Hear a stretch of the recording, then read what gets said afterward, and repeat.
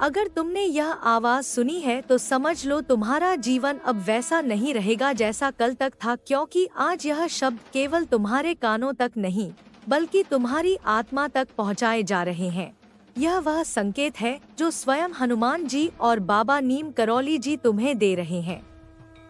वह तुम्हें पुकार रहे हैं, वह तुम्हें बुला रहे हैं, क्योंकि तुम्हारा समय आ गया है, क्योंकि अब वह कृपा उतरने वाली है जिसके लिए तुमने जाने कितने जन्मों से प्रार्थनाएं की थी। यह केवल शब्द नहीं है, यह वह ऊर्जा है जो तुम्हारे जीवन की दिशा को मोड़ देगी। वह आशीर्वाद है जो हर दर्द, हर दुख, हर हार, हर भय को नष्ट कर देगा। अगर कभी तुम्हारे जीवन में ऐसा समय आया जब तुमने खुद को अकेला महसूस किया, जब अपनों ने पीठ मोड़ ली, जब जीवन की नाव हिचकोले खाने लगी, जब कोई किनारा नजर नहीं आया और तुम रोए अपने भीतर, तो बस समझ लेना कि वह अश्रु किसी इंसान ने नहीं बल्कि स्वयं हनुमान जी ने पोंछे थे, और वहीं से तुम्हारा रिश्ता जुड़ गया उनसे, वह रिश्ता जो आंखों से नहीं दिखता लेकिन आत्मा को शांति देता है।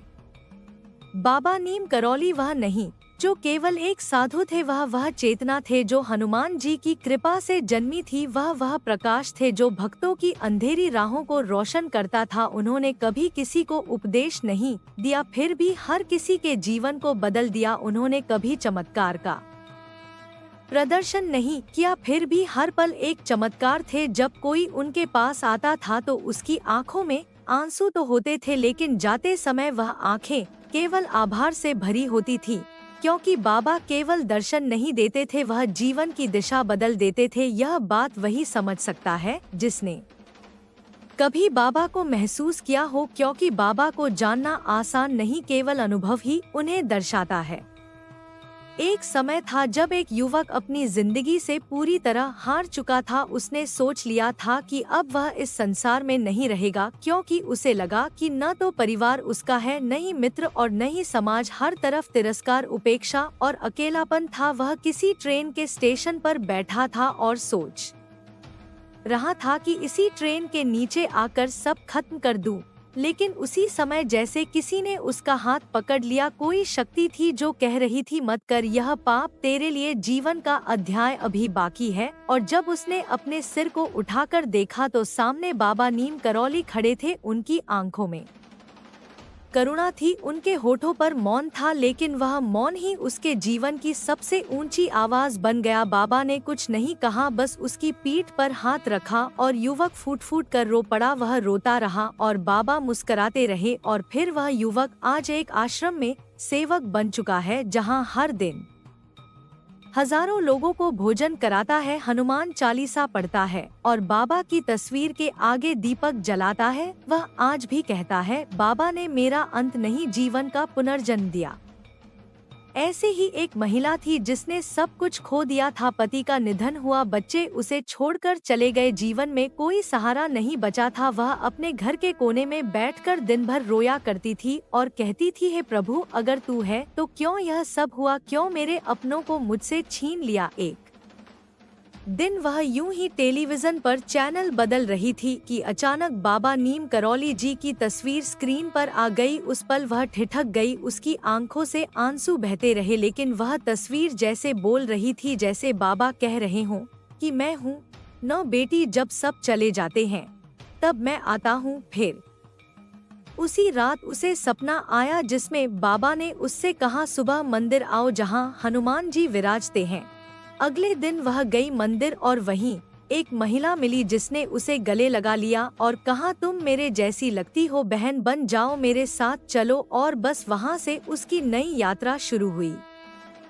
बाबा कभी किसी को छोड़ते नहीं, वह न कोई जाति पूछते हैं, न धर्म, न उम्र, न स्थान, उन्हें बस प्रेम चाहिए, श्रद्धा चाहिए। एक बार कोई उनके पास चला गया तो फिर वह उसे जीवन की हर कठिनाई से पार करवा देते हैं। बाबा की शक्ति हनुमान जी की शक्ति से जुड़ी है, क्योंकि बाबा ने स्वयं को हनुमान जी की भक्ति में पूर्ण रूप से समर्पित कर दिया था। जब कोई बाबा को पुकारता है तो उसका स्वर सीधे हनुमान जी के चरणों तक पहुंचता है, और जब कोई हनुमान जी को पुकारता है तो उसकी रक्षा के लिए बाबा स्वयं आ खड़े होते हैं। उनकी कृपा सीमित नहीं है यह वह अमृत है जो हर टूटे हुए दिल में आशा भर सकता है। वह प्रेम है जो उस जगह तक पहुंचता है जहां कोई इंसान भी नहीं पहुंच सकता है, चाहे कोई जेल में बंद हो या अस्पताल में पड़ा हो, चाहे कोई जंगलों में भटका हो या आत्महत्या के कगार पर पहुंच चुका हो। अगर उसने एक बार भी सच्चे मन से बाबा या हनुमान जी को पुकारा है तो वह बच जाएगा, क्योंकि उनकी कृपा अनंत है। कहते हैं, जब मनुष्य की सोच रुक जाती है, जब उसके विचार बिखर जाते हैं, जब उसकी आशाएं समाप्त हो जाती हैं, तब कोई भीतर से बोलता है, कोई अदृश्य शक्ति जो कहती है कि रुक, अभी सब खत्म नहीं हुआ, अभी तेरा रक्षक जीवित है, तेरा सहारा पास है, तुझे बचाने वाला तुझसे दूर नहीं। और तब कोई अपने आप को उस शक्ति के हवाले कर देता है और वहीं से चमत्कार शुरू होते हैं।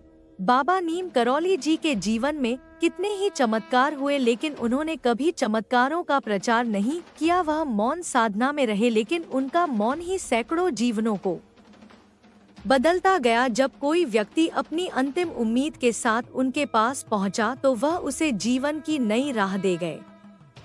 एक बार एक व्यक्ति बहुत बीमार हो गया। डॉक्टर्स ने जवाब दे दिया था, उसके परिवार वाले उसे अंतिम बार घर ले आए थे, सब लोग तैयारी कर रहे थे अंतिम विदाई की, लेकिन उस रात उस व्यक्ति को नींद में बाबा दिखे। बाबा ने कहा, उठ और बाहर चल, आज मैं आया हूँ तुझे लेने। वह व्यक्ति जोर से चीखा और उसकी पत्नी दौड़ी आई। जब देखा तो वह आदमी जो बिस्तर से नहीं उठ पा रहा था, वह धीरे धीरे उठने लगा और कहने लगा, बाबा आए थे, वह कह रहे हैं मैं ठीक हो जाऊंगा। अगले ही दिन वह व्यक्ति पूरी तरह स्वस्थ हो गया। डॉक्टर भी हैरान थे, लेकिन घर वाले जान गए कि यह बाबा का चमत्कार था और उस दिन से पूरे परिवार ने बाबा की सेवा को जीवन का उद्देश्य बना लिया।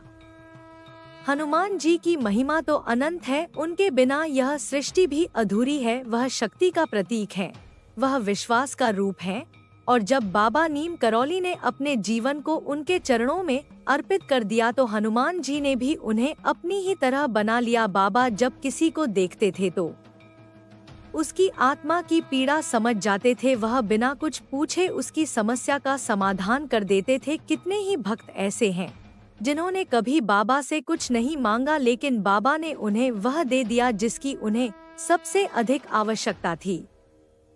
एक संत ने कहा था कि बाबा के पास बैठने भर से भीतर की सारी घृणा मिट जाती थी, जैसे कोई सफाई करता हो, आत्मा की सारी गंदगी को बाहर निकाल देता हो और बस प्रेम ही प्रेम शेष रह जाता हो। बाबा के चरणों में बैठने से ही वह व्यक्ति उठकर साधक बन जाता था और उसकी आंखों में कोई तेज आ जाता था जो कहता था, अब मैं अकेला नहीं, अब मेरे साथ हनुमान है।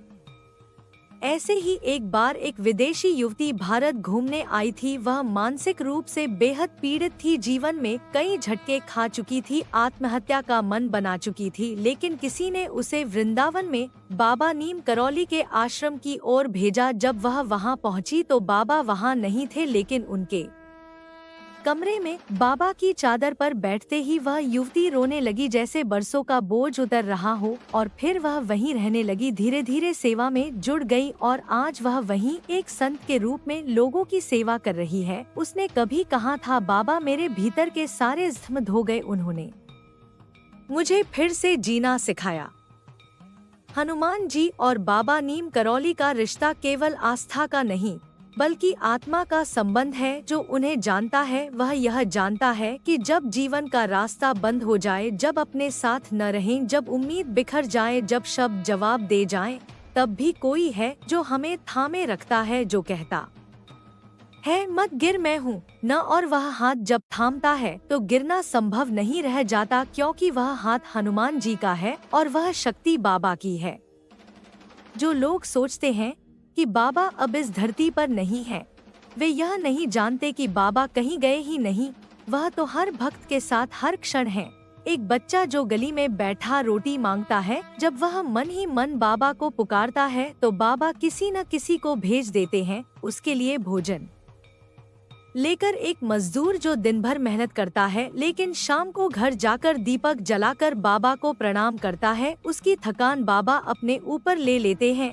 एक महिला जो अपने बच्चे के लिए रोती है, उसे यह समझ नहीं आता कि कौन सुनेगा उसका दर्द, लेकिन बाबा उसकी आंखों से आंसू गिरने से पहले ही किसी को भेज देते हैं जो उसका सहारा बन जाता है। यह बाबा का तरीका है, वह कभी प्रकट नहीं होते लेकिन सब कुछ घटित कर जाते हैं।